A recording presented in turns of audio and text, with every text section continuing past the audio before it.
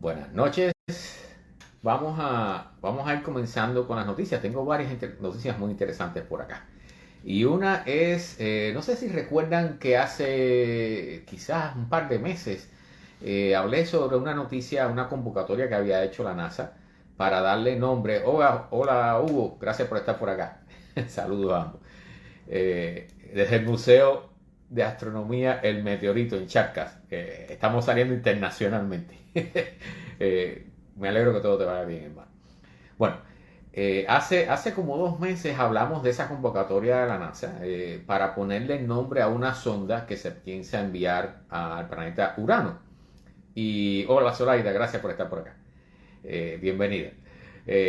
La idea, recuerden que, hola Jesús León, gracias por estar. La idea es que Urano se lee en español Urano, pero en inglés tiene problemas serios con el nombre, ¿no? Y lleva a dobles sentidos. Entonces, cuando se lanzó esa convocatoria para proponer un nombre a una sonda de exploración al planeta Urano, que no se ha enviado ninguna que gire, o sea, que su objetivo sea permanecer un tiempo girando alrededor de Urano para hacer una exploración más profunda.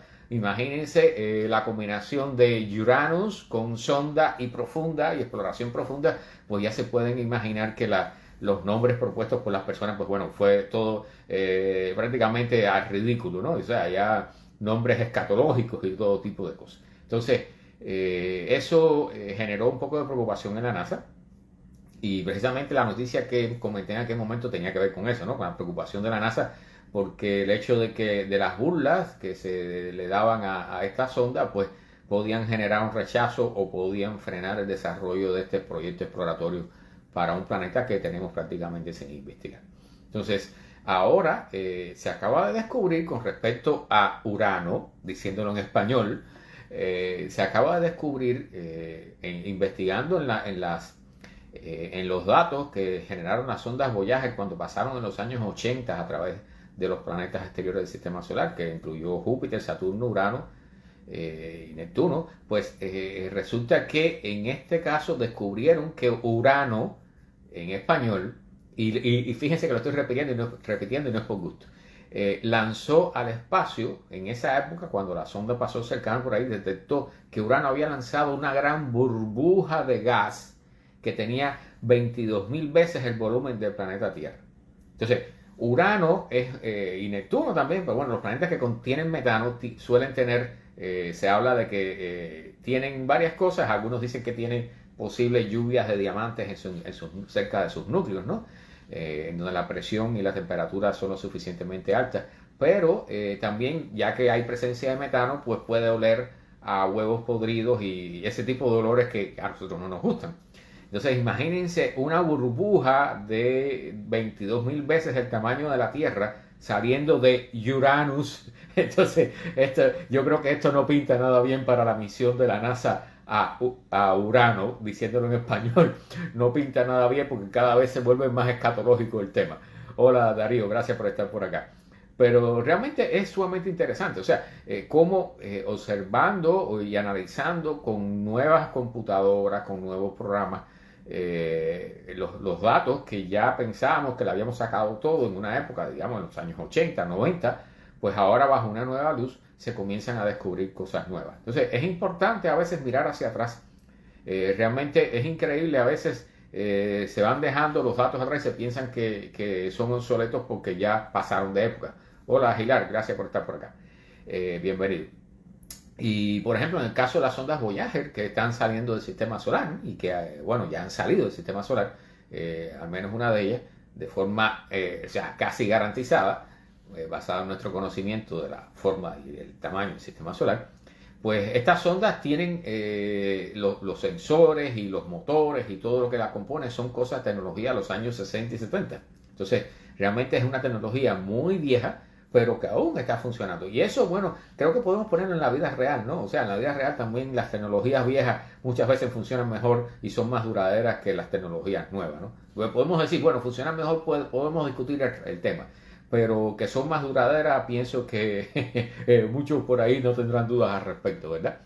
Bueno, esta es una noticia que es prácticamente un chisme, pero es sorprendente para la comunidad que se dedica a la astronáutica. Existe una compañía que lanza cohetes aquí en los Estados Unidos que se llama ULA. Hola Rafaela, gracias por estar por acá, qué bueno verte de nuevo. ULA, o sea, United, o sea, Alianza de Lanzadores Unidos, en español, ¿ok? Y entonces, esta es una de las compañías que más monopolio ha tenido en el lanzamiento de cohetes, particularmente en las misiones militares de los Estados Unidos y también misiones importantes de exploración del sistema solar por parte de la NASA. Hola Orley, gracias hermano, gracias por estar por acá. Bienvenido. Desde México, Cuba, bueno, tenemos gente de todos lados aquí. Resulta que ULA parece que se va a poner a la venta. O sea, es algo totalmente sorpresivo para todos los que se dedican a la astronáutica. ULA es uno de los lanzadores más exitosos. No ha tenido accidentes a lo largo de toda su vida.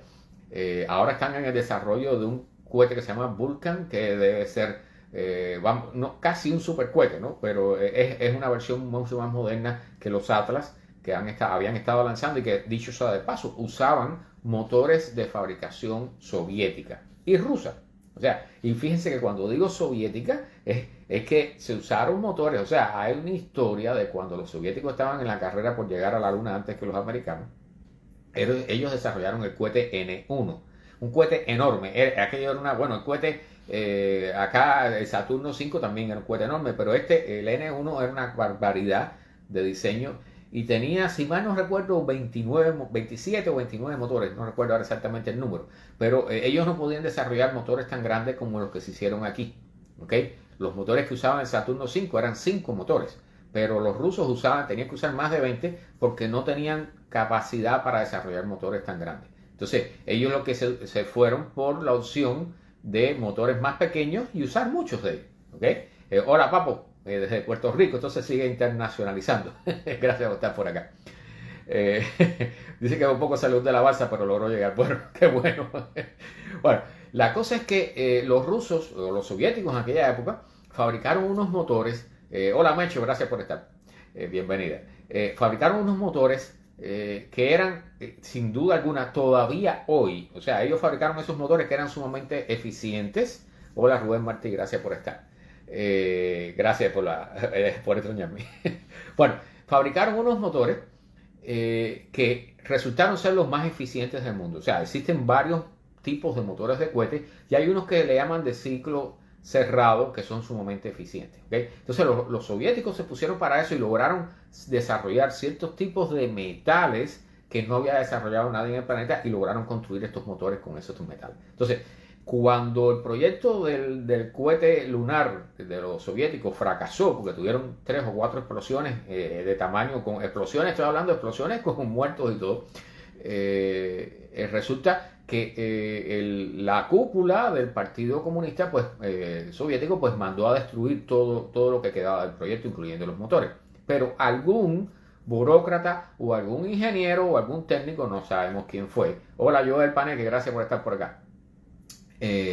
A alguien se le ocurrió la idea de no desbaratar los motores, sino guardarlos en algún lugar de forma secreta y allí estuvieron cogiendo polvo durante años. Y cuando decimos años es decenas de años. Entonces, en los años 90 alguien los descubrió y entonces los trajeron de nuevo a la vida, los probaron y definitivamente trabajaban los motores. ¿Okay? Entonces, resulta que el cohete Atlas de aquí, de los Estados Unidos, que ha lanzado incluso misiones clasificadas, militares, pues comenzó a usar estos motores, porque estos motores, o sea, eran sumamente eficientes, son motores muy buenos, si mal no recuerdo se llamaban RD-180, si mal no recuerdo, tengo que hacer memoria al respecto.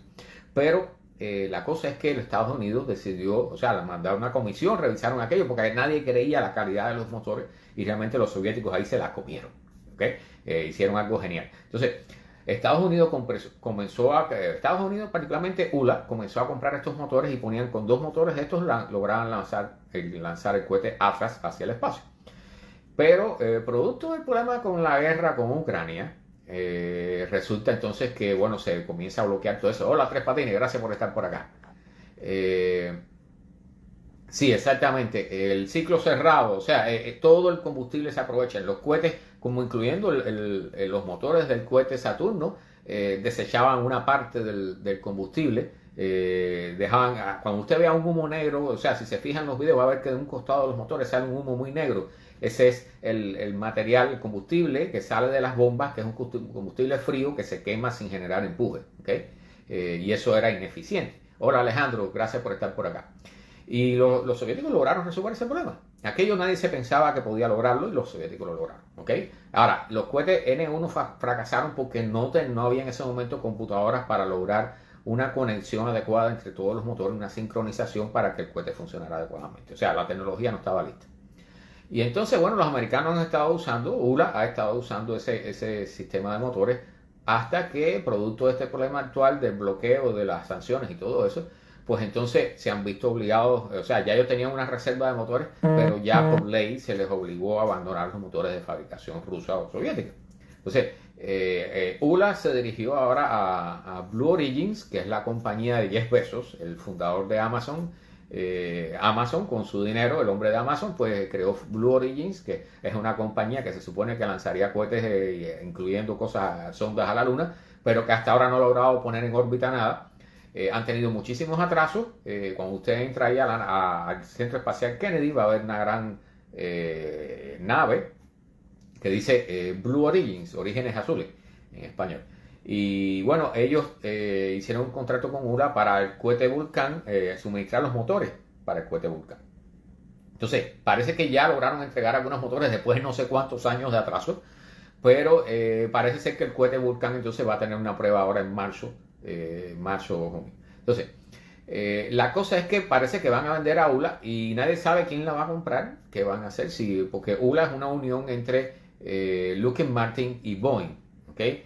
Todos saben los problemas que ha tenido Boeing con los aviones, ha tenido problemas también con el lanzamiento de la sonda que se suponía que iba a transportar astronautas hasta la Estación Espacial Nacional, hacia la Estación Espacial Internacional, para decirlo correctamente.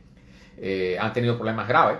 Entonces, Boeing está en caída grave, ¿okay? Como si fuera al borde de un precipicio y hubiera puesto el pie ya fuera de la Tierra. Entonces, realmente puede ser que Boeing le venda el 50% que ellos tienen de ULA, se lo vendan a Lockheed Martin, puede ser que lo compre. Amazon ha dicho que está interesado en comprarlo. Entonces, es un tema un poco complicado, pero bueno, esto acaba de salir, es una noticia fresquita, ¿okay? Entonces, esto puede significar un cambio importante en toda la historia de la cohetería aquí en los Estados Unidos. Bueno, brevemente, para aquellos que no han estado al tanto, se firmó con mucho bombo y platillo un acuerdo sobre los océanos de protección, un tratado de protección de los océanos que se dice que es histórico, o sea, es el primer tratado que realmente se piensa que pudiera funcionar y que lleva 20 o 30 años tratando de lograrse.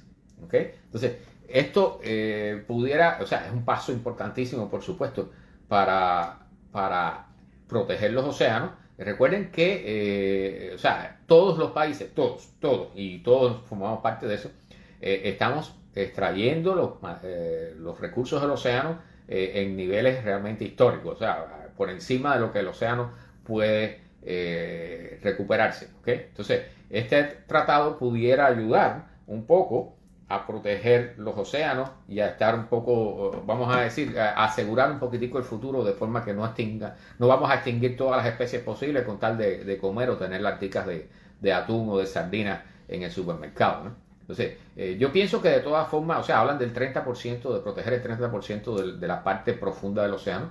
Yo pienso que de todas formas hace falta un poco más porque realmente, o sea, cuando hay zonas que se protegen en el océano, los pescadores pueden venir justo a los bordes de la zona y decimar todo eso y acabar con la quinta y con los mangos y sin necesidad de entrar en la zona porque los peces al final ellos no entienden de frontera, ¿verdad? Entonces, las especies marinas no entienden de frontera. Pero bueno, por lo menos se logró el acuerdo, vamos a ver qué resultado da y esperemos que llegue algún resultado positivo. Bueno, hace un tiempo se salió, hace también como un par de meses, la noticia de que el núcleo de la Tierra podía haber estado a veces detenido o girar en sentido contrario y cosas por el estilo, que al final, bueno, se aclaró que no era que el hecho de que se detuviera, sino que su velocidad variaba con respecto a la velocidad promedio de rotación de la Tierra. Pero ahora salió una noticia mucho más interesante. O sea, Resulta que me imagino que todos hayan pasado por la escuela primaria, por escuela elemental, las capas que históricamente se han reconocido en la estructura de la Tierra. Está la corteza, el manto, que puede tener dos capas, y el núcleo, que se dice que está el núcleo interno y un núcleo externo que es líquido. El núcleo interno se pensaba que era sólido, ¿ok? Fundamentalmente de hierro y níquel. Y una parte exterior del núcleo que es también metal derretido, hierro y níquel derretido, y algunos otros metales. Entonces, gracias a esa capa exterior que permite que el núcleo interior gire, pues se genera el campo magnético de la Tierra, que nos ha ayudado a nosotros a estar aquí todos vivos como especie, y muchas otras formas de vida aquí en la Tierra se lo deben también. Pero bueno, la historia es que analizando más de 200 los datos de más de 200 terremotos, o sea, cuando sucede un terremoto grande de más de magnitud 6, las ondas sísmicas se propagan a través del planeta, llegan hasta el otro lado, se rebotan y pueden ser recibidas de nuevo de regreso, ¿ok? Entonces, todo ese sistema ahora se ha mejorado muchísimo, los sismómetros, y sobre todo la sensibilidad, y se han logrado, o sea, antes se recibía un rebote de esa señal de sísmica, ahora se han logrado recibir hasta 4 rebotes o 5 en algunas ocasiones. Entonces, se ha logrado hacer como una especie de radiografía. Hola, Eric, hermano, no sé si entiendes español, espero que sí. Saludos, Eric. Resulta que han hecho como una especie de radiografía del núcleo terrestre y han descubierto que, descubierto entre comillas, han confirmado. Hola, Eric, no sabía que hablabas español, compadre, si lo hubiera sabido. Bueno, ok. Resulta que el núcleo, se ha confirmado que el núcleo interno de la Tierra es sólido, pero hay una división a un segundo núcleo mucho más interno que es mucho más sólido que el otro. O sea, hay una especie de una frontera, una división, y entonces ahora están tratando de determinar con más exactitud qué es lo que han descubierto ahí, pero parece ser que el núcleo sólido de la Tierra resulta que tiene 2 capas. Entonces eso pudiera agregar una nueva capa a la estructura que conocemos del planeta, ¿no? Y realmente pudiera también, o sea, ahí pueden surgir descubrimientos muy interesantes. Y por supuesto, la única forma de investigar todo esto es a través de las ondas sísmicas. Entonces, no hay otra forma, ¿ok? Así que todo depende del avance que hagamos en eso. Bueno, siempre hablamos un poquitico de inteligencia artificial. Y bueno, aquellos que no lo han probado, yo les invito a hacerlo. Si tienen curiosidad, el famoso ChatGPT, ese famoso chat, esa herramienta de inteligencia artificial, entre comillas, que nos permite conversar, que ya se puede hacer en español, ¿ok? Para aquellos que tienen temor a hacerlo en inglés, lo pueden hacer en español, ya se puede usar ChatGPT en español, ¿ok? Yo lo probé el otro día. Y allí, bueno, hay un montón de fenómenos que están sucediendo, pero la noticia de la que les quiero mencionar precisamente es sobre el uso, o sea, ChatGPT está bloqueado oficialmente en China, pero existe un mercado negro enorme en China para todo este tipo de cosas que no están permitidas. Recuerden que Google, por ejemplo, está bloqueado en China, ¿okay? Entonces, al igual que en Cuba, por supuesto. Pero la cosa es que dentro de este mercado, tú puedes pagar entre 60 centavos y $4 con 10 centavos, una cosa así, por una suscripción, o sea, por un login, por una cuenta de chat, para poder entrar a ChatGPT y chatear con él y hacer algunas pruebas. Entonces, también están surgiendo en China unos equivalentes, o sea, compañías equivalentes que tratan de crear un chat de inteligencia artificial similar a ChatGPT. Entonces, todo este proceso, recuerden que ChatGPT ya se ha reconocido que, o sea, se hizo un censo de más de 1000 compañías y la mitad, al menos la mitad, decían que estaban usando ChatGPT no solo para ahorrarse dinero, estamos hablando de ahorrarse de 50,000 a 100,000 dólares, sino también para cubrir los puestos de trabajo de ciertas personas. O sea, estaban despidiendo personas, despidiendo trabajadores en base a la capacidad que tenía ChatGPT de resolver algunos problemas, ¿ok? Entonces, yo les invito a probarlo. Esta es una de las tantas tecnologías y no es, o sea, se le llama inteligencia artificial, pero no es inteligencia artificial real todavía, ¿ok?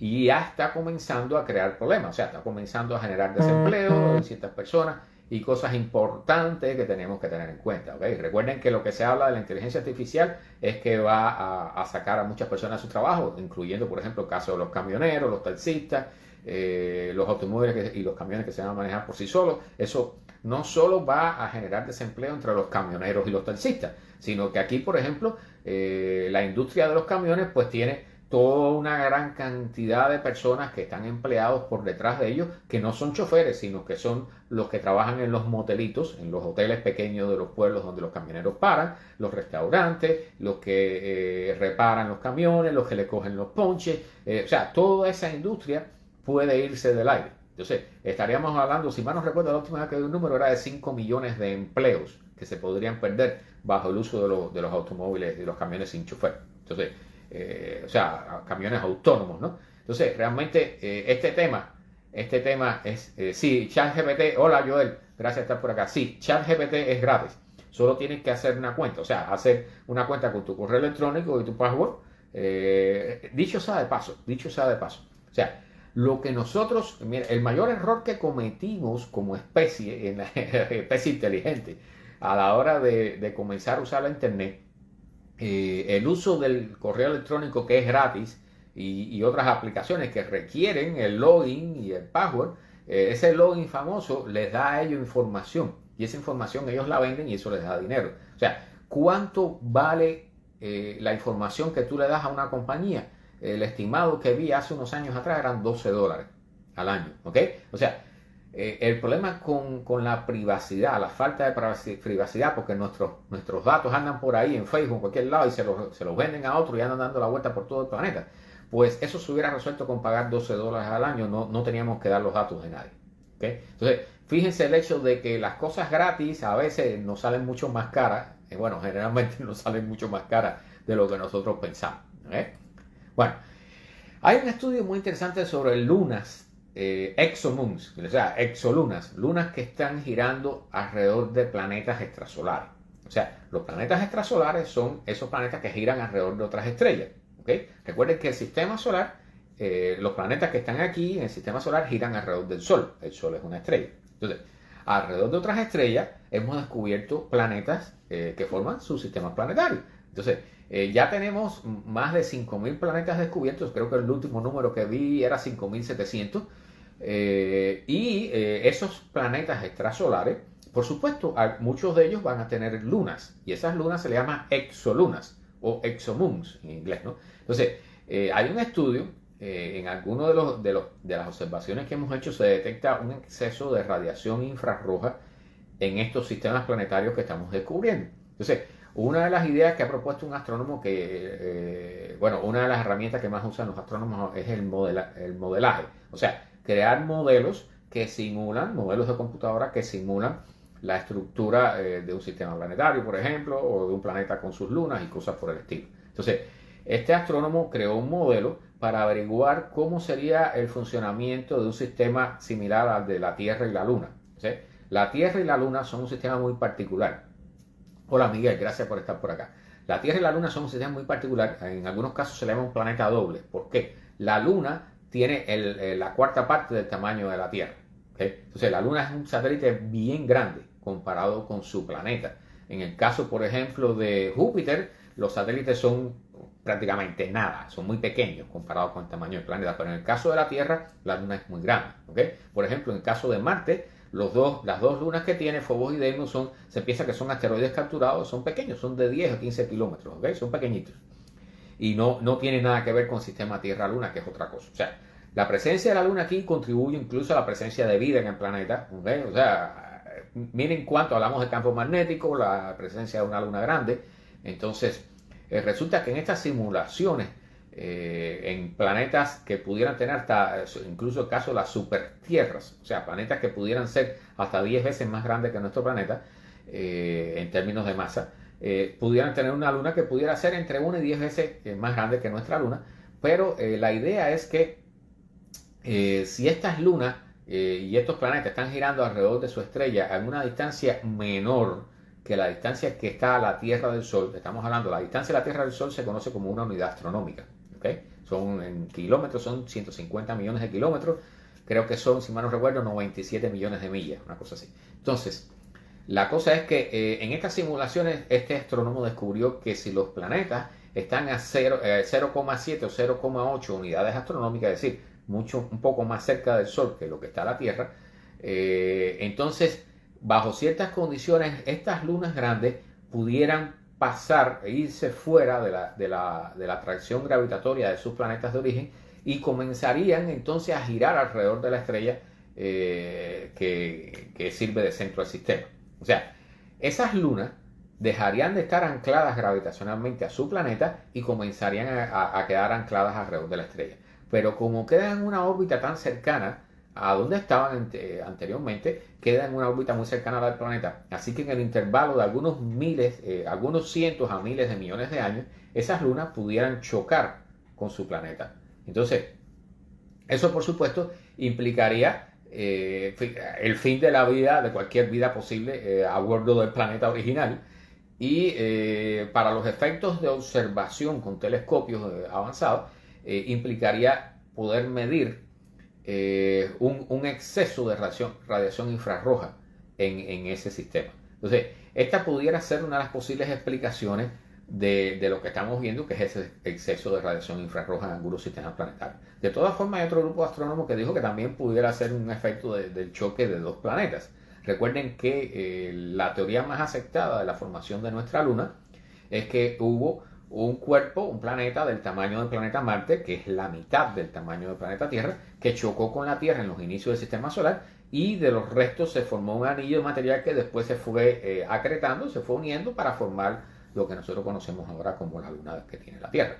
¿Okay? Entonces, todos estos procesos, recuerden, el universo, a pesar de que tendemos a quitarnos esa idea de la cabeza un poco para protegernos, ¿no? Psicológicamente, digamos, el universo es catastrofista de por sí. O sea, lo más normal que ocurre en el universo son catástrofes. O sea, impactos, choques, destrucciones, estrellas que son tragadas por agujeros negros, cosas por el estilo. ¿Okay? Entonces, existen planetas que cuando interactúan con otros planetas dentro de un sistema planetario salen disparados, son eyectados fuera de su sistema planetario y salen por ahí solos, flotando, sin ninguna estrella, sin estar relacionados con ninguna estrella. Entonces, todos esos procesos ocurren normalmente en el universo.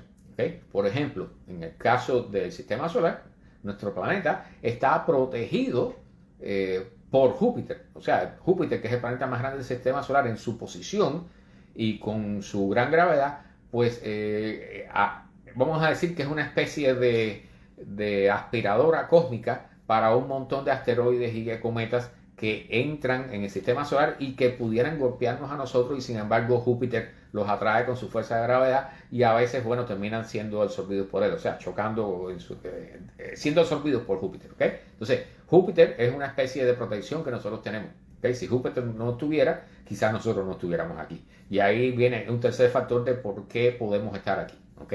Okay. Hola Nelson, gracias por estar por acá. Bueno, vamos a verla ahora. Estamos en media hora. Tengo por ahí algo sobre los colores, a ver si me da tiempo de mencionarse.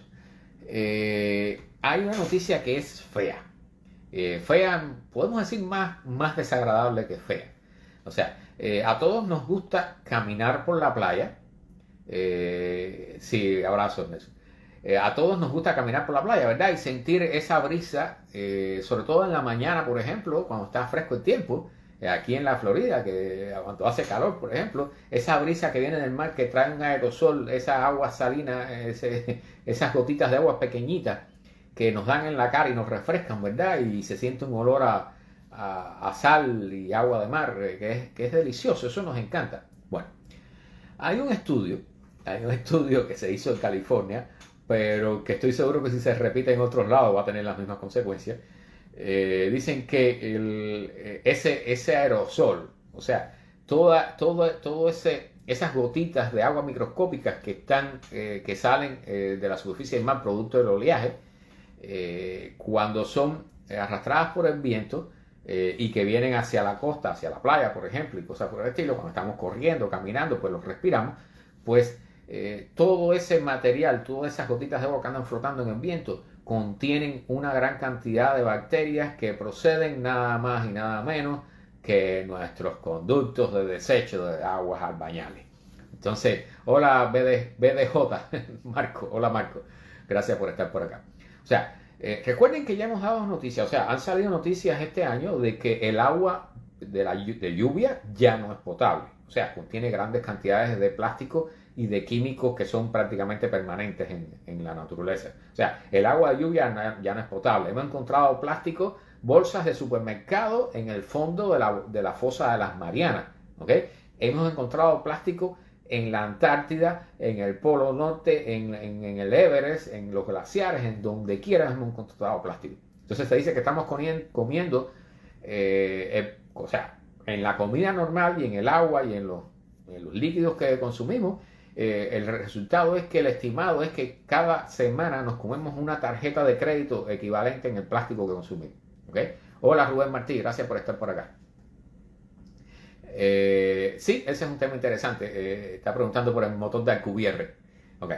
Bueno, resulta entonces que este estudio, que es primera vez que se enlaza, o sea, que se hace un análisis de estas gotitas de agua que salen del mar y que tanto nos gusta respirar en la playa y que tan fresco parece, pues cuando respiramos eso, estamos respirando todo tipo de bacterias, algunas que pudieran ser positivas y que forman parte del mar normalmente, pero que recuerden, la salida de nuestras aguas albañales están en el océano. Y entonces, todo ese material comienza a mezclarse con el océano y tarde o temprano termina a salir flotando al aire junto con las gotitas de agua, de rocío. Entonces, o sea, no aclara el estudio, no logra discernir cuán peligroso puede ser respirar estas bacterias y qué relación pudiera tener con alguna enfermedad que pudiera surgir en las costas, por ejemplo.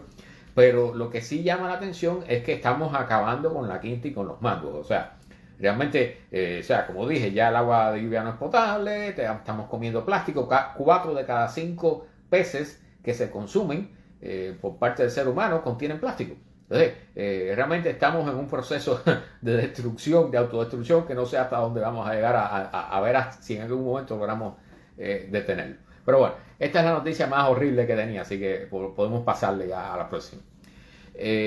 Bueno, antes de eso, me pregunta Rubén por el motor de Alcubierre. O sea, Alcubierre es un físico mexicano que, bueno, él se sentó a trabajar con la teoría de la relatividad de Einstein, con las ecuaciones de Einstein, tratando de partir de aquella idea que sale, por ejemplo, en Star Trek, de las películas de ciencia ficción, y los motores Warp, aquellos motores que permitían a la Enterprise viajar a velocidades superiores a la de la luz, ¿no? Entonces, por las leyes de Einstein, nosotros no podremos nunca viajar más rápido que la luz. Incluso nunca vamos a viajar a la velocidad de la luz porque está prohibido por la ley de la relatividad. Pero este hombre, Alcubierre, se puso a jugar con las ecuaciones y logró encontrar una vía, una trampita, para crear un sistema. Ok, gracias. Qué bueno. Así que estás en La Habana. Bueno, increíble. Pozo también está allá. Bueno, la cosa es que la idea de este físico mexicano, que tiene el apellido es Alcubierre, era generar alteraciones en el espacio-tiempo alrededor de la nave, de forma que se crearía una burbuja de espacio-tiempo en el interior de la cual estaría la nave, y esa burbuja se pudiera desplazar a grandes velocidades, las cuales pudieran ser incluso superiores a la velocidad de la luz, sin que dentro de la burbuja se sintiera un efecto de aceleración alguno.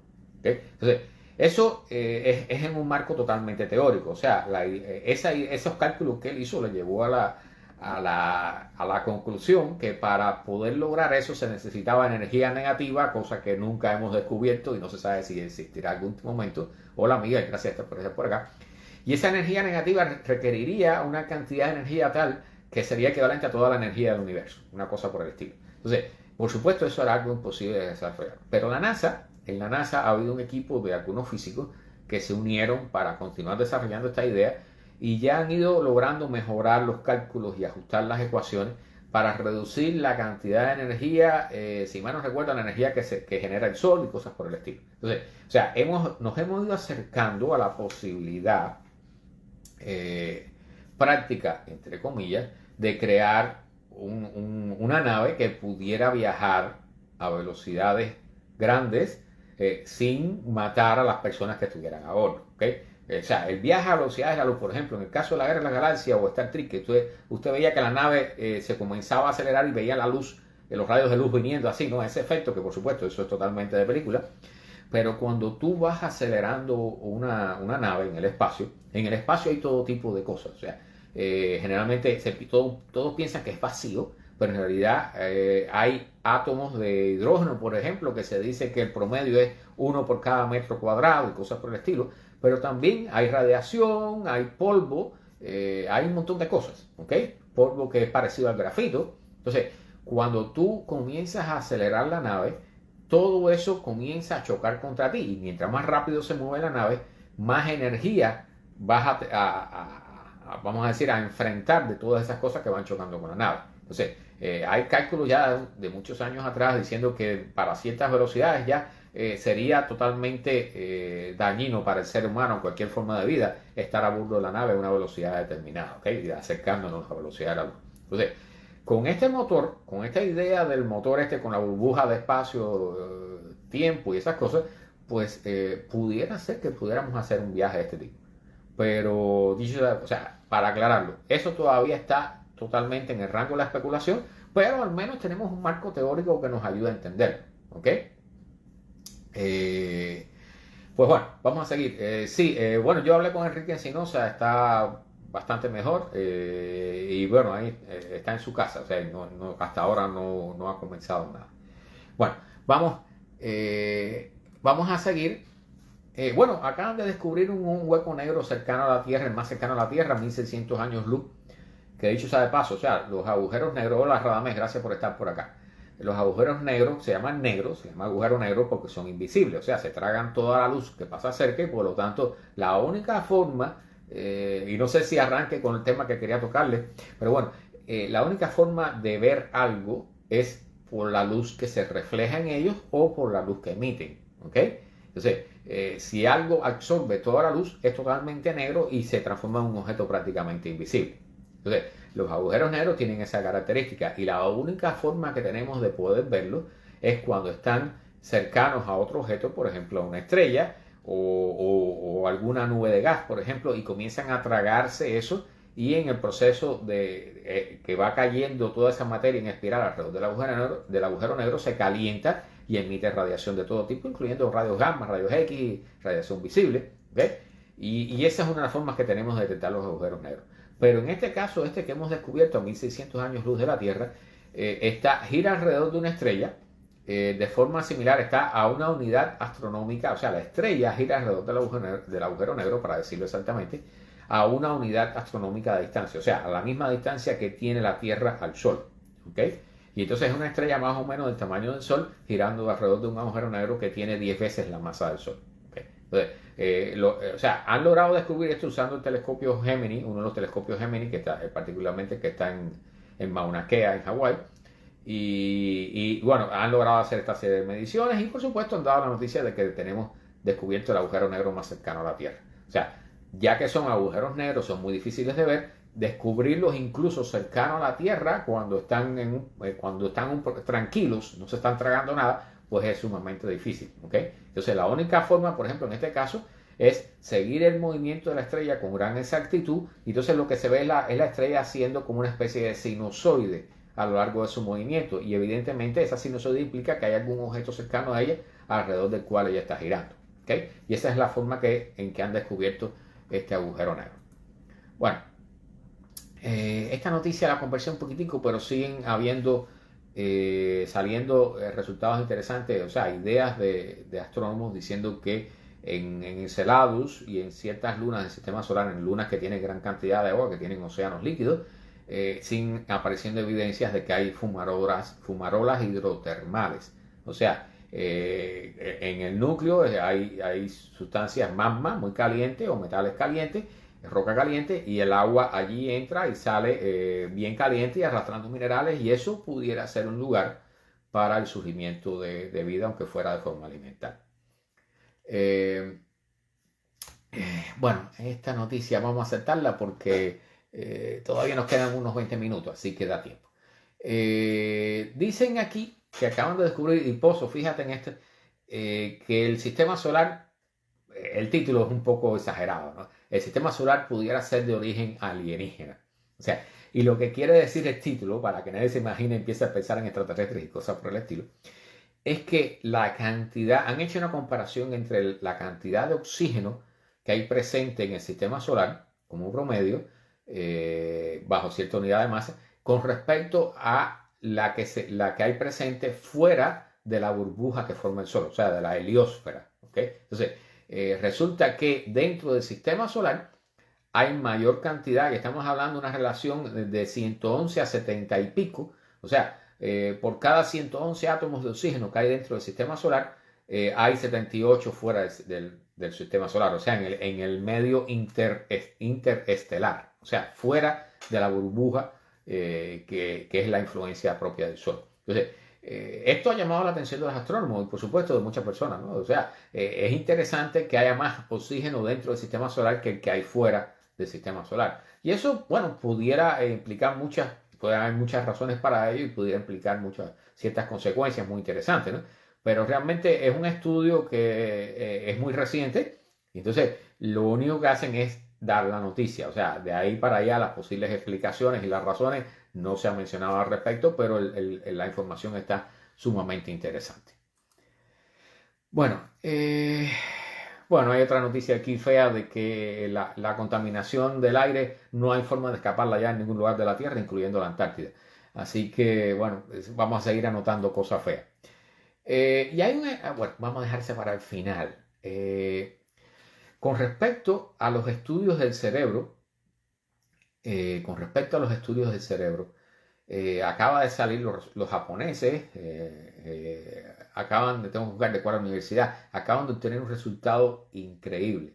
O sea, ya había experiencias anteriores con tratar, o sea, midiendo las longitudes de onda, las ondas cerebrales, se lograban reproducir imágenes, como en una bruma, ciertas imágenes similares en cierto punto a lo que estaban viendo o pensando las personas, los sujetos de experimentación. Entonces, ahora los japoneses, usando un sistema mucho más barato que una inteligencia artificial, o sea, procesamiento mucho más ligero, que se llama difusión estable por inteligencia artificial, han logrado reproducir de forma impresionante, hay que decirlo así, las imágenes que están en el pensamiento de la persona. O sea, es cómo se hace el experimento.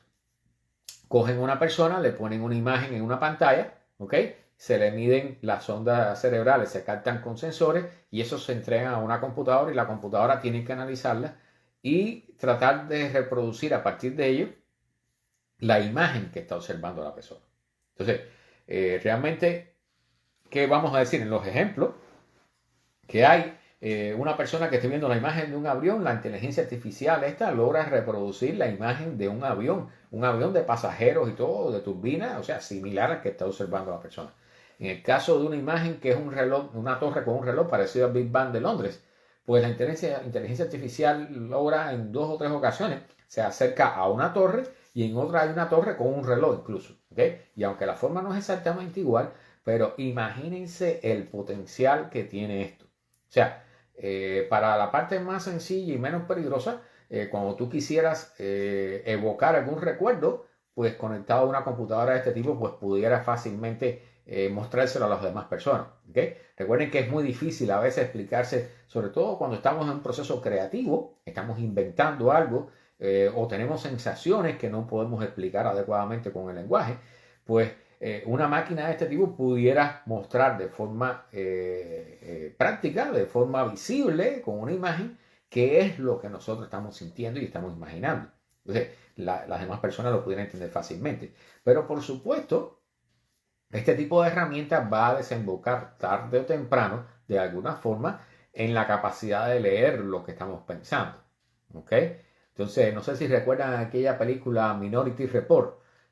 Para los que no la han visto, les aconsejo verla. Y realmente es escalofriante, ¿no? Asusta un poco, porque, o sea, en el futuro yo no lo dudo que vamos a llegar a la capacidad de leer lo que se está pensando y eso es sumamente peligroso. Recuerden que a veces, y me imagino que todos hemos pasado por eso, o sea, has tenido, como decimos, tengo ganas de matar Sí, exactamente, Mecho.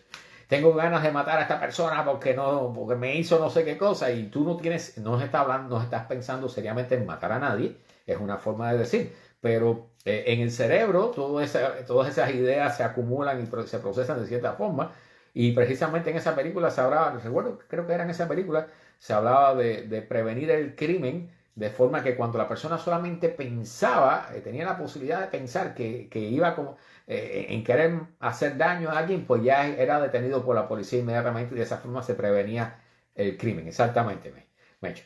Entonces, todo esto, miren por qué caminos estamos yendo, ¿ok? Es muy peligroso, pero vamos hacia ahí. Recuerden que las cámaras ya están en todos lados y nos hemos acostumbrado a ellas. O sea, lo que era un escándalo hace 5 años, ya ahora vemos cámaras donde quiera y las vemos y en algunos casos ni les hacemos caso, otras personas no tienen idea de que están allí y cuando personas como yo, que sí sabemos, yo ando siempre mirando para arriba y como sé un poco de tecnología y eso, tengo una idea de qué cosa es lo que estoy mirando, pues a veces le sonrío, como hacía Mr. Bean en la película. Entonces, realmente, o sea, el camino que estamos llevando en nuestra sociedad, honestamente para decirlo, sí, el tema del gran hermano, ¿verdad? De controlar todo, pero no solo eso, sino hay una tendencia que tiene diversos nombres, pero la idea final es que el proceso de evolución en la vida, en el caso de la inteligencia aquí en la Tierra, no se va a detener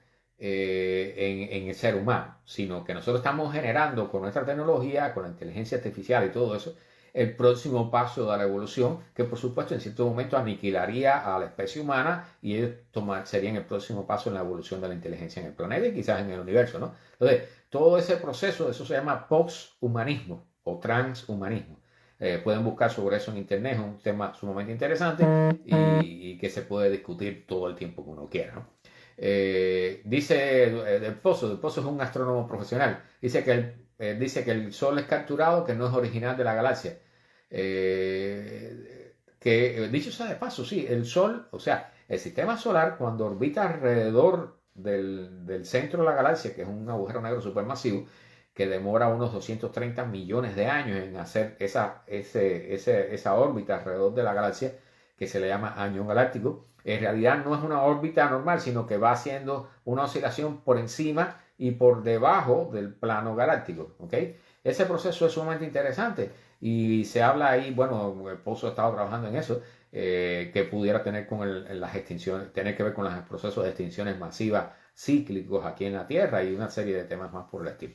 Bueno, creo que ahora sí estamos ya, nos quedan 10 minutos.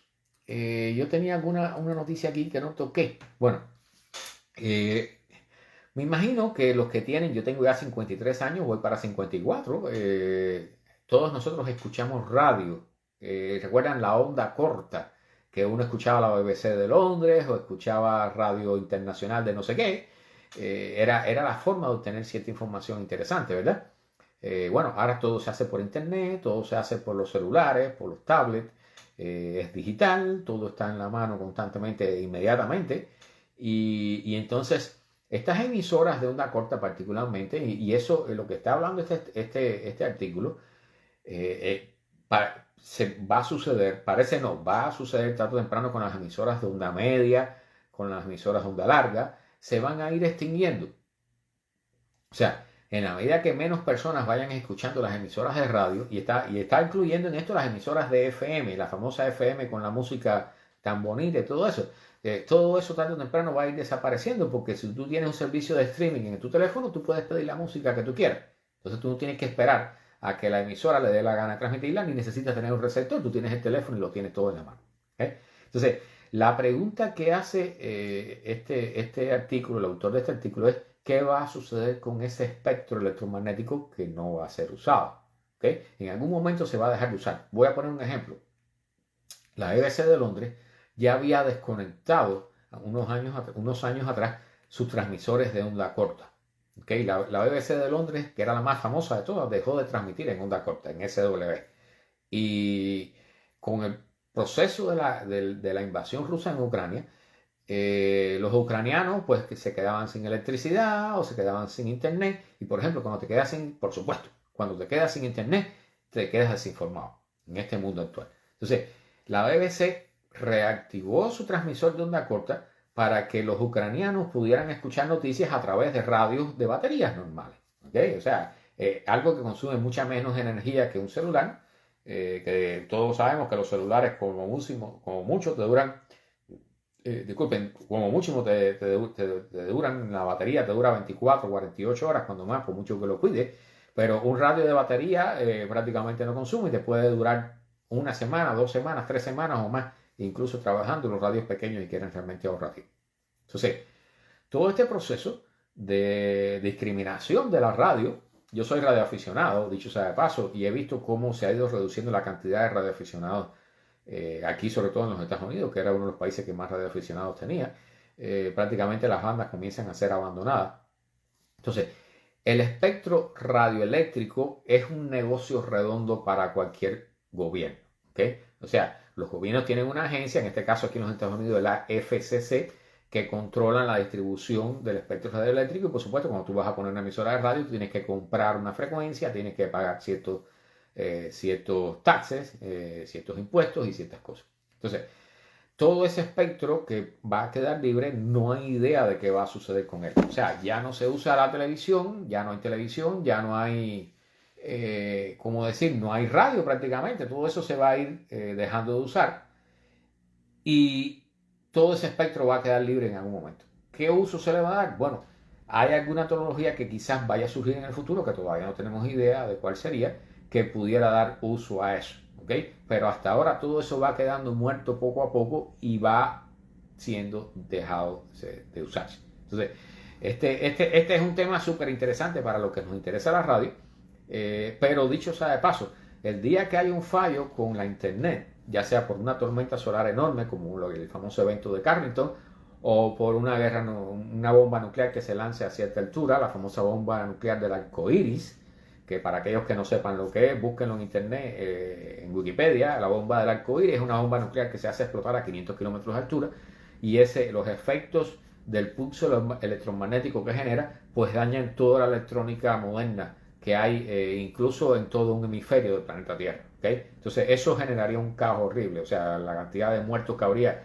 por todo tipo de causas, o sea, desde las personas que dependen de aparatos de respiración o de mantenimiento de vida en los hospitales, hasta los frigoríficos, la comida se echaría a perder, dejarían de funcionar los automóviles que tienen computadoras modernas, todo eso se dañaría. Entonces, eso, si sucede alguna de esas desgracias, pues la única opción que pudiera quedar, si sobreviven los radios de batería todavía, sería echar a andar de nuevo los transmisores. ¿Okay? Hola Osvaldo, gracias por estar por acá. Ya bueno, ya prácticamente estamos en el final. Creo que ya déjenme chequear la hora porque sí, ya lo que nos queda prácticamente nada.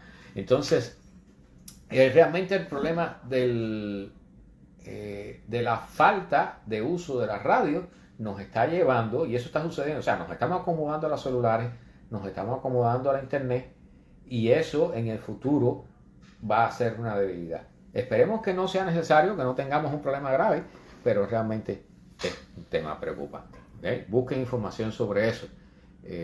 Sí, tardío pero seguro aquí. Gracias por estar. Recuerden que esto queda grabado aquí en Facebook. Yo posteriormente lo pongo, ya puse el enlace. Estoy subiendo estos programas ya, el audio lo estoy subiendo a Spotify. Así que los pueden ir escuchando por ahí también cuando tengan tiempo libre, aquellos que se han perdido los programas anteriores. ¿Ok? Entonces, muchas gracias por estar aquí conmigo. Gracias por acompañarme, gracias por sintonizarse y soportar esta lata que doy los miércoles por la noche. Cada miércoles, gracias por preguntar, Rubén. Cada miércoles de 8 a 9 estoy aquí en Facebook, en vivo. ¿Ok? Entonces trato de traer las mejores noticias que tengo. Voy reuniendo las noticias a lo largo de la semana y trato de traérselas y por supuesto darles comentarios, explicarles en lo posible, tratar de que la entiendan lo mejor posible y darles los pros y los contras de cada una de las cosas que vamos descubriendo o experimentando en ciencia y tecnología, ¿okay? Incluyendo por supuesto la inteligencia artificial, la astronomía, todo lo que nos interesa. Así que muchas gracias por estar aquí, por acompañarme y nos vemos el próximo miércoles. ¿Okay? Recuerden compartir, inviten a sus amigos a escucharlo, denle like, por supuesto, y bueno, si pueden ayudarme un poquitico en Spotify también, allí está el enlace en el post que puse anteriormente en Facebook, está el enlace de Spotify. Gracias por los likes, gracias por los corazoncitos y nos vemos el próximo miércoles. ¿Okay? Chao.